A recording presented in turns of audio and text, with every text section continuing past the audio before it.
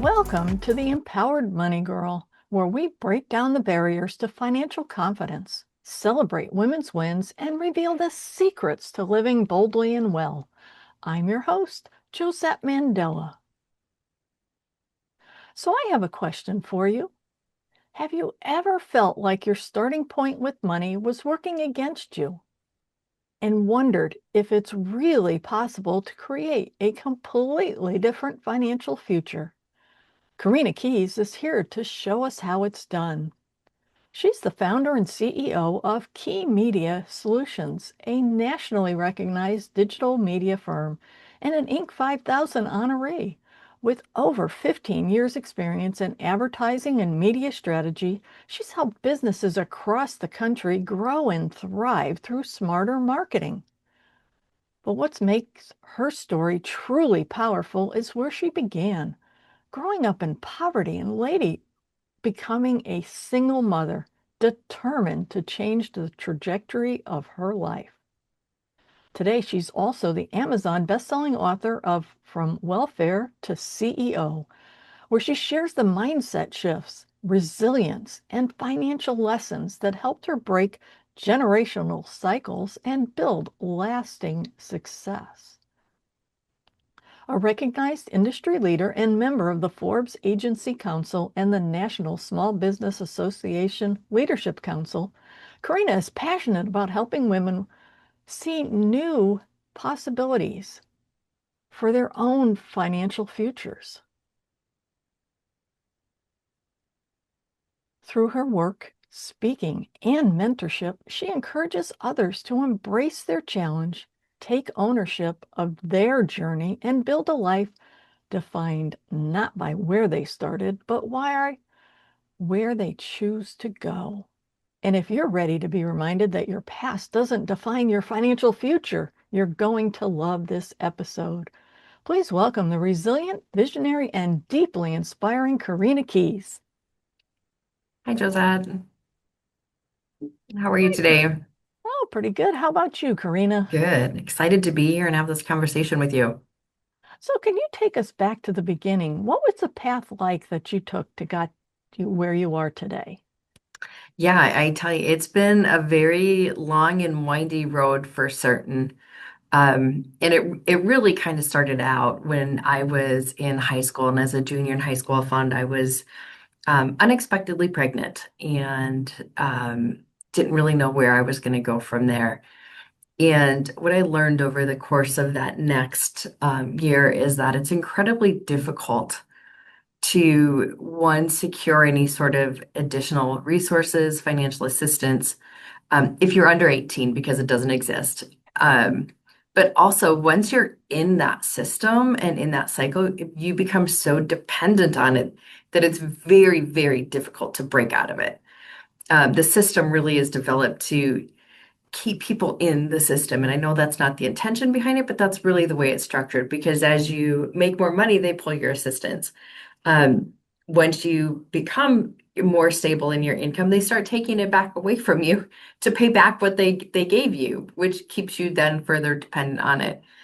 And for me, it was just a huge realization that my daughter deserved so much more than this cycle of dependency. And I did not want to live my life being dependent on other people. And so, even though my family couldn't afford to pay for college and couldn't afford to send me on to additional schooling or help financially in that, they were there to help emotionally and with time and with babysitting and those pieces. So made the decision that I needed to go to college. I needed to get some additional education and change that trajectory of my life, or I would forever be stuck in this vicious cycle of dependency. Wow, that's quite the journey. So, what was the first money lesson that you remember learning as a child? Um, it's one of those things growing up, we never had a lot of money. We weren't destitute. That's not the case. But I didn't even think about money. It really wasn't a thing. Like we had what we needed. My neighbor was drove the garbage truck in our community. And he always collected any sort of like bike parts that got thrown away. And he just built bikes for all of the kids in our neighborhood. So we always had a bike, never a brand new one, but we always had a bike. My mom was very talented. She sewed a lot of our clothes when we were little, or we had secondhand, or things that came from other people that we knew, and we just didn't even really think about it. And so I didn't think about money, to be honest, as a child. It wasn't even a topic of conversation that we had around the house, which in good, I had a very happy childhood. We were happy. We had a lot of fun. We did a lot of things as a family. Um, in hindsight, it didn't really teach me money management as I got older either, or to think about how you needed to, earn, save, invest, and those type of things to really be financially secure and in the future. Yeah, and I think that's a lot of women's stories that they get to the point where they're doing really well in their jobs, and yet they're not really confident when it comes to managing money because they never really learned that skill. Yeah. And even after I did get married, in my 20s, and like all the 401k stuff, all that, like my husband handled that. I didn't even want to think about it. He's like, oh, we need to go and start talking about these things. I'm like, just tell me what to do and handle it. Like, I don't want anything. I don't even want to know about it. I don't care. You've got it covered. I don't need to know those things, which is all great and good until I was divorced. And then I'm like, oh, I have to learn this stuff. I have to understand it. And I need to force myself to kind of step into this area where I just have no interest. Like, I didn't want to learn it. And I didn't want to be a part of it. And I didn't want it to, like, I just didn't want to take up any brain space that I had. But, I think we need to, especially as young girls and women, we really need to understand all of that way better than I ever did. So would you consider the divorce the time when you decided, oh, wait a minute, I really need to know something about having money and managing my own money then? It was actually before that. It was probably I was married for 23 years, and it was after I started this business. So for 20 years I worked for another organization, another company. Like I just had a paycheck. I did not even imagine stepping out onto my own. And it was after I started the business and I was a couple years into it where I really started to realize like, oh wow, like I need to learn a lot. I really need to understand like what is a P&L and a balance sheet, and why do I need to look at my balance sheet, and what is a cash report, this thing that my accountant is asking me for? I've never even heard of that. And so I took an SBA course called Emerging Leaders, and they had a whole section that was just about understanding the finances of business. And then that evolved into eventually we just had a year of incredible growth with the company, but yet we weren't able to pay the bills. Like, and I learned at that point that more businesses go bankrupt in a time of thriving and growth than they do in a time of like downturn and when things are slower. And so I hired a financial coach, a CFO consultant to really sit down with me and teach me like what does this mean? Just because there's money in the checking account does not mean that things are good. Just because there's a balance that's above zero is not a positive indicator of company stability. And so I invested a lot of, it probably took 2 to 3 years of time to really dive in and have a lot of conversations and learn and like force myself to better understand those pieces. And that is what really eventually set me up. So when I did get divorced, several years later, I was in a much better position than I would have been in otherwise. Wow, I love that line. Just because there's money in the checking account doesn't mean the business is doing well. Yeah, that's a And tough lesson to learn. I, I bet it is. And I'm sure that even those that aren't in business can relate to that thought because I mean there's that uh, old joke about Oh, what do you mean I don't have any money in my checking account? I can't pay for this. I've still got checks in the checkbook.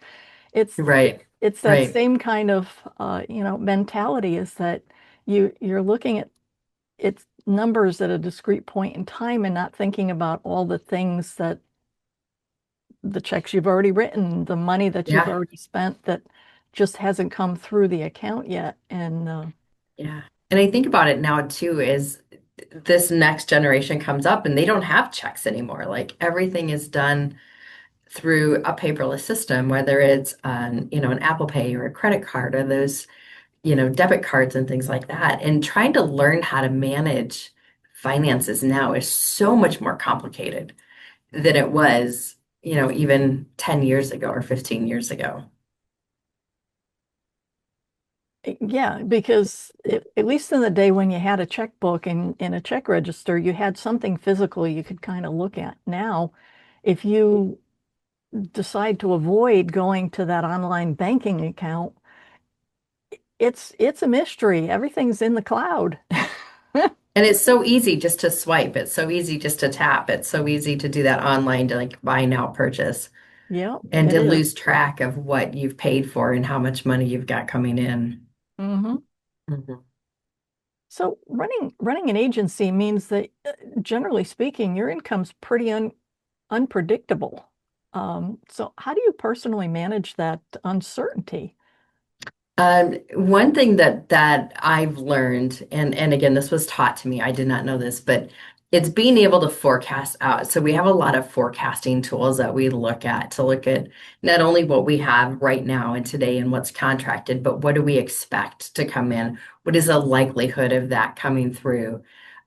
Are there gaps that we've identified where we've got 1 month that's not on the right path to cover all the expenses? And then on top of that, just making sure, like the big thing I've learned is I'm a little bit of a risk taker, but I call it a calculated risk. So I want to make sure that there's always a safety net that we have that kind of fallback if it doesn't go exactly as I expect it to go.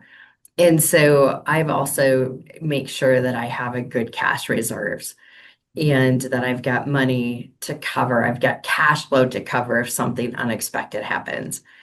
And ironically, it happened in March, um, just this year. And so it's just making sure that there's a plan, there's a contingency, and kind of understanding like where are we at today, where have we been in the last 12 months, how are things trending for the next 3 months and then the next 12 months.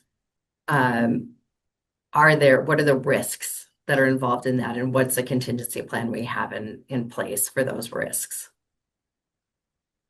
And so that's what you're doing in your business. Do you do that in your personal finances as well? I do, yes. Yep, That's for sure. perfect Yeah, because, like you say, you in your personal life, those mystery things can pop up just like in the business. absolutely. Hmm. Yeah, the car will break down. You know, a kid needs to go to the emergency room. I mean, there's all those things that just pop up unexpectedly. Yeah, and definitely when you have kids, those unexpected expenses pop up pretty Yes, regular. yes.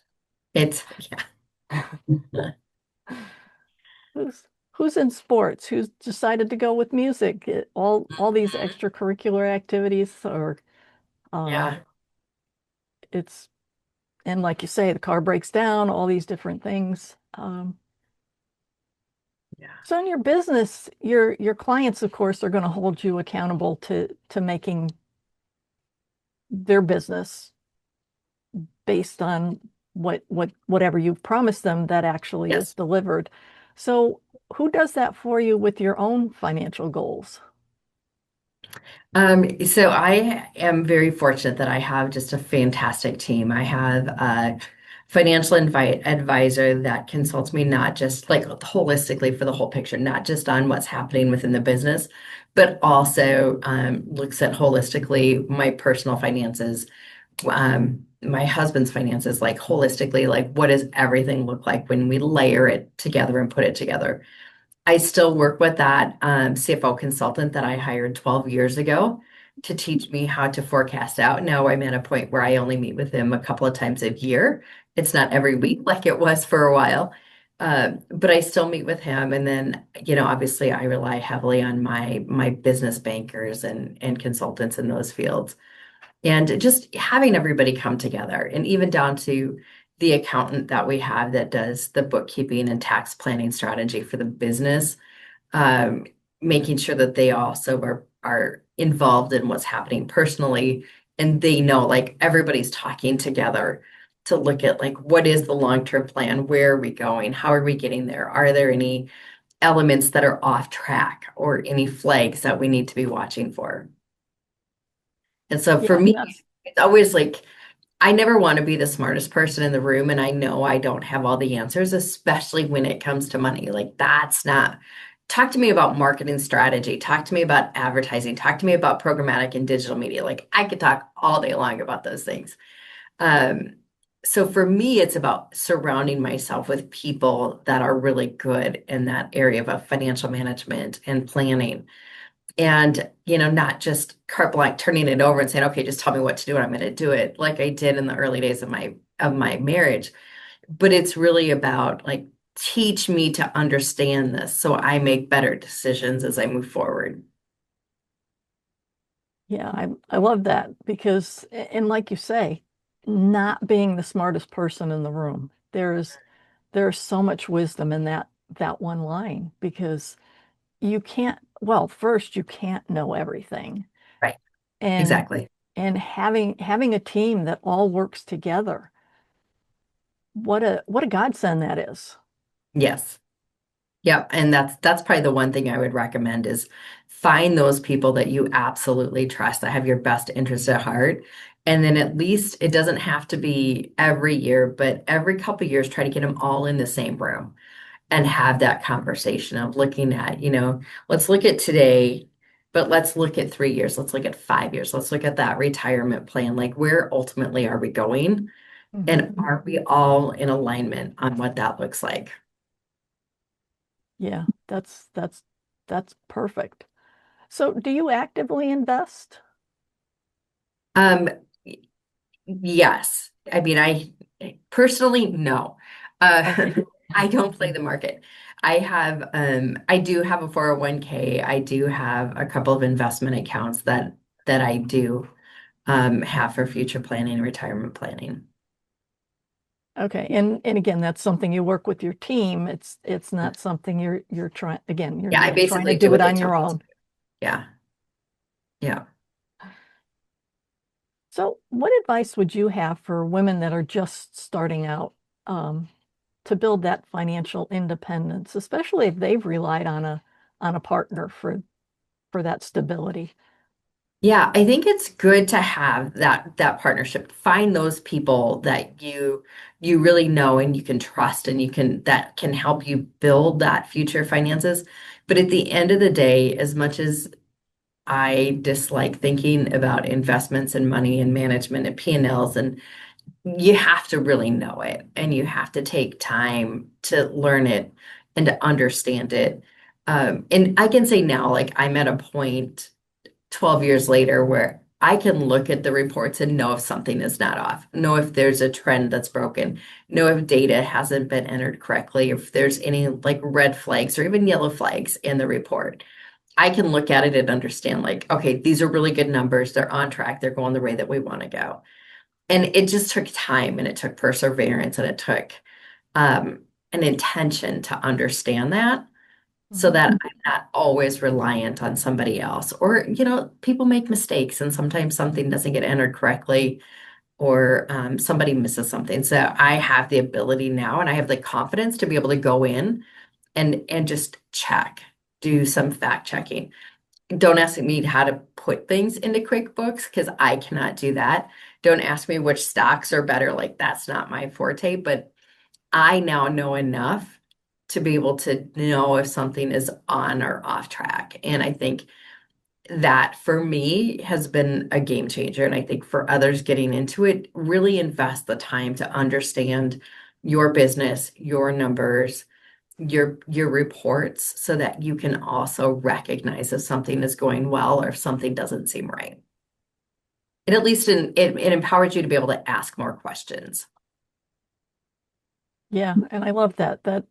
That seems to be a, a sticking point for some women is that because they, like you say, they haven't done that research, they haven't done the education part, they're afraid to ask questions because they don't want to look stupid.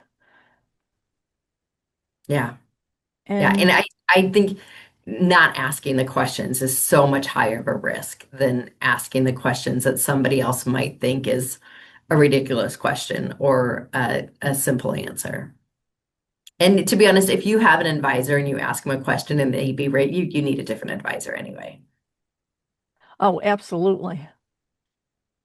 Because again, there's that whole you're supposed to trust them. And if Yes. they're giving you a hard time, at least for me, I'd start thinking, what are they hiding? Right. Yeah, exactly. Exactly. Yeah. Because why are they take, even if it's such a basic question, it's like, how do you know that? Why don't you know that? Whatever they might be thinking when you ask what to them is a basic question. If they Yes. then turn around and tell you you're stupid or something, well, yeah, there's something wrong with this relationship because it's really their job. Yes. Yes. It's their job to educate you. And, for companies, even if you have employees, one thing that our 401k administrator does for us is they come in once a quarter and they do an educational session with our employees. And because what I've learned is it's so important to understand and to plan for that future that I require our financial administrator for our 401k to come in and educate our team on a quarterly basis, um, so that they also understand the value of that and understand what we're doing and why we're doing it. And finding that person, that partner that's willing to do that as well and go that extra step is so valuable and is appreciated by our team every single time. Yeah, and that is such a valuable resource for your employees because in like you say, in the beginning, they don't know what they don't know. Right. So Exactly. Exactly. so you're supplying it makes your company that much more valuable to them too. Yes. Hopefully. Hopefully. Well, I certainly think so if Yeah. I was one of your employees. Yeah. So Awesome. do you believe women should always have money of their own? Um, you know, that's a tough question because I do believe when you're in a marriage, you're in a partnership and everything should be an equitable partnership. Um, I believe that because, I've got two daughters who are stay-at-home moms. And Mhm. they rely on their husband, going to work and making a paycheck and things to pay the bills. They have to have a joint account. Like they shouldn't have to ask for money to go buy groceries. Oh, And absolutely. so I do think when you're in a marriage, like everything should be equitable. It should be shared. It should be accessible and available. I think the key is just understanding, especially if you're single or you're not in a good relationship, that you have the knowledge and the ability to be self-sustaining if you need to be, and to be able to make sure that you're secure in your future, and especially as you get closer to retirement, that you've got that capability and the knowledge to be able to do it. Yeah, and I agree wholeheartedly is that having separate accounts isn't necessarily a requirement, but that certainly the two of you in a committed relationship need to sit down and say, this is how we're going to spend the money Mhm. and have a money date and really dial that in because, like you say, the worst thing would be for the woman that's a stay-at-home mom doing all the things that a stay-at-home mom does, having to beg for money so that she can buy the groceries for the week or Exactly. Exactly. so was there a financial mistake that ended up teaching you the most out of all the lessons that you've learned along the way? Oh, where do I start? Um, yes, and yes, and yes. Um, I think, the one that I can go back to is when in the business we had had a little bit of a rough year where I overextended again, not understanding all of the numbers and what they all meant. And so went from like using all of the cash reserves, having to lay a couple people off to landing two really large pieces of business and then having to expand to be able to do the work, hiring people back in. And I'm thinking, we have this revenue, we've got money coming in, we've got these big contracts, things are good. But you really have to gear up for that. Like there's work that needs to be done. You need to hire people, you need to invest in infrastructure and software before you get paid. And so making sure, again, that's where there's more risk and growth than there is when things are slow. Because when things are slow, we respond. We spend less money. We hold on to the reserves. We make decisions based on how much at that point we're bringing in. But when you start growing, you have to spend money in growth that you might not have yet. And that's when you're really at risk of bankruptcies or not paying the bills or the money's not coming in fast enough, especially if somebody doesn't pay you on 30 days and they pay you on 90 days. Like, Mm. you've got 90 days of bankroll that you have to cover before you get that first check. And so um, that for me was a huge eye opener. And since then, I have been very, very adamant. Like we need to have these expenses at least in cash reserves, whether not just sitting in a bank. But while that money is sitting in the bank, it's working for me. It's earning interest. It's in a high yield account or it's in a CD or a money market or something like that. So that we've always got money available to us in the event something happens. And we see, things shift or start to slow down, or we have a client go out of business or whatever could happen. So, if you could give one message to women listening today about owning their own independence, what would it be? I think knowledge is power. You really do have to understand and take some accountability for the financial aspects of your future. You don't have to be the one in the weeds. You don't have to be the one, like, I'm not in QuickBooks. I can't even say quarterly. I think I log into QuickBooks. I'm not the one doing all of the work. I'm not the one doing all the forecasting. I'm not the one building the monthly reports and doing that. But I do need to look at those reports and I do need to understand what those reports are telling me. And so that one piece of advice I have is just truly take the time to learn and understand how the money works in the business and in your personal life. And as long as you have that knowledge, you have some control.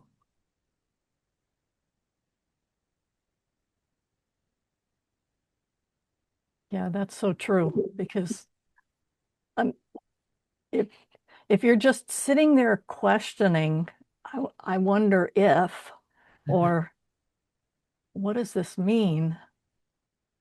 You're never going to get to that next level. Right.